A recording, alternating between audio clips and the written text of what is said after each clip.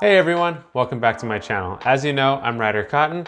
I'm a real estate agent, investor, and money-making enthusiast here in Tennessee and in California. And today we're gonna talk about Turo.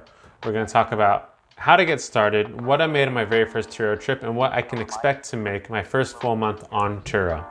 So before we get started, if you could please like, comment, subscribe, and hit the notification button, that would be amazing, and I would be really appreciative. If you don't know what Turo is an app-based peer-to-peer car rental app. So this allows hosts to rent their private cars out to make some extra cash. So think of it as Airbnb for your car. So signing up onto Turo as a host is relatively easy. There are going to be 4 things that you need to know and do before you begin. So those 4 things are, number 1, you're gonna need to follow eligibility requirements. So what type of car are you thinking about listing? There is a general rule of thumb, as some vehicles can't be more than 12 years old to list unless you have a classic car. Now this rule does vary on state and region, so depending on where you're at, this may differ for you. Next is you're gonna have to commit to Turo exclusively, meaning that if you want to use Turo to list your car as a rental, then Turo will not allow you to list your car on Sixt, Car2Go, or even Avail. So you will have to exclusively use Turo. Next, under eligibility requirements, you're going to need to submit your vehicle's VIN for identification. So they're just going to do this to cross-reference that VIN with other cars in the database, as well as making sure there are no current recalls on the car that you're thinking about listing. So number 2 of 4 on getting your car ready for Turo, you're going to have to list your car. So there's a few things you're going to have to do. You're going to have to write a description and take great photos of your car. These 2 things are vitally important to getting some bookings on your car, as you want to draw, your guests and customers in with a great description and some great photos of your car. I would suggest you don't have, photos of, yourself in the reflection of the mirror, of the car. That might be a little bit silly. If you do it, I'm sorry. So number 2 under listing your car is you can offer extras. So when you list the car, you'll have the option to add any additional charges or extras to your service. So you may have an extra car seat laying around that you can rent out for $20 a trip. You can offer, maybe you will allow guests to tow a vehicle behind the car. Or perhaps they'll be able to just return the car and not have to clean it. And these are things that you can offer at a set price that might make your listing a little more appealing, and you're able to offer these items at the price that you find reasonable for you. So while listing your car, you're gonna have to think about what you want to list your car at. So what price are you willing to rent your car out a day? So Turo does have a suggestion list price. However, it's a little weird. Turo suggested to me that for my 2019 Mazda CX-5 that I should list it for $35 a day. To me, that felt a little bit low, so my wife and I decided that we should definitely raise that price a little bit. And by a little bit, we almost doubled the suggested price. So currently it's listed between $65 and $75 a day to rent out. And fortunately for me, for us actually, we've had our first full month completely booked. If I had listened to Turo, we'd be missing out on half of the earnings that we made this month. Next, you can offer discounts for guests who rent it out for longer periods of time, or you can rent it or offer discounts for someone who decides to book it about 3 months in advance. So you're able to decide if you want to offer that as well. And then you can decide on whether or not you would like to deliver your vehicle. For me, I'm a little bit outside of Nashville, and where I'm at, I probably wouldn't get as many bookings if I didn't deliver the vehicle. So as of right now, I do charge a $100 fee to deliver it to B&A, and I do offer a 20-mile radius from where I'm at, and that again is a $100 fee. So if you would like to do that, try to get more bookings, that's cool as well. Now lastly, while you're listing your car, you're gonna wanna pick your protection plans or Turo host splits. So there are 5 different options out there that you're able to choose from. And they range from 60-40 split all the way to a 90-10 split. And I'm gonna go over the 5 options briefly that you have There will be links below that go over everything that I've talked about so far. So if you want to dive into it a little bit more, you're more than welcome to. So beginning at the low end of the spectrum that offers the most coverage is a 60% 40% split, where Turo will take 40% of the rental earnings. So this plan does offer the most coverage in the event something happens to your car, and this plan does also include a $50 a day replacement vehicle reimbursement for up to 10 days.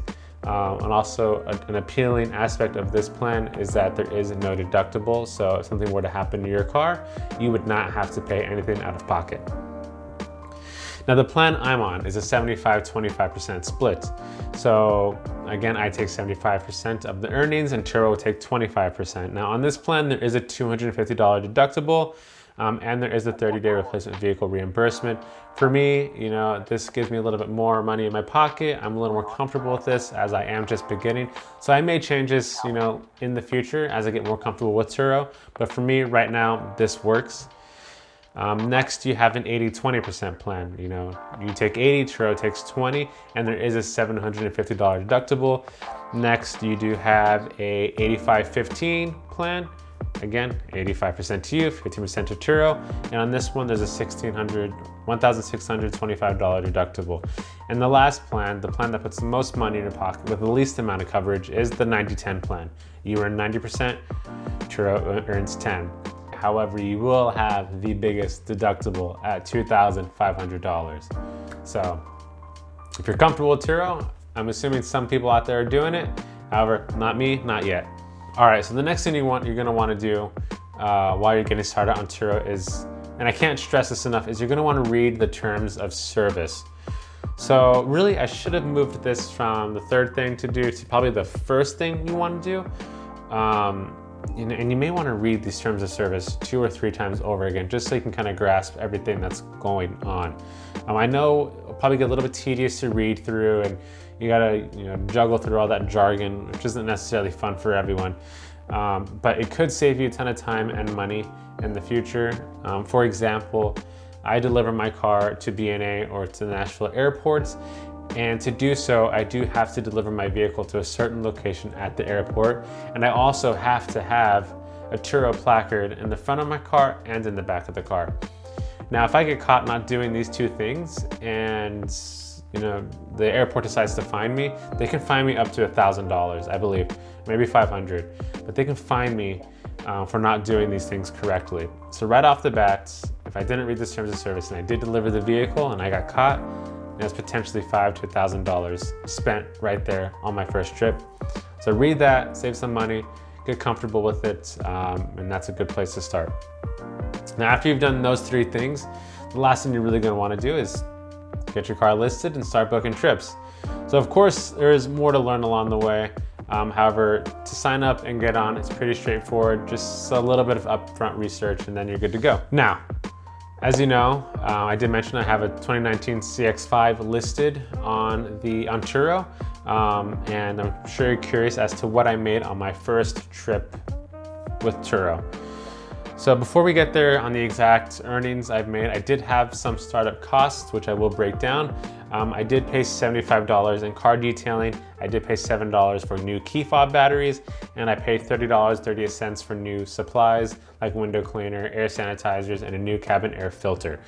There are a couple other things that I did do to get the car ready, but I'm not really gonna include these things because I bought a new key fob, which cost me $325, and I got my car serviced.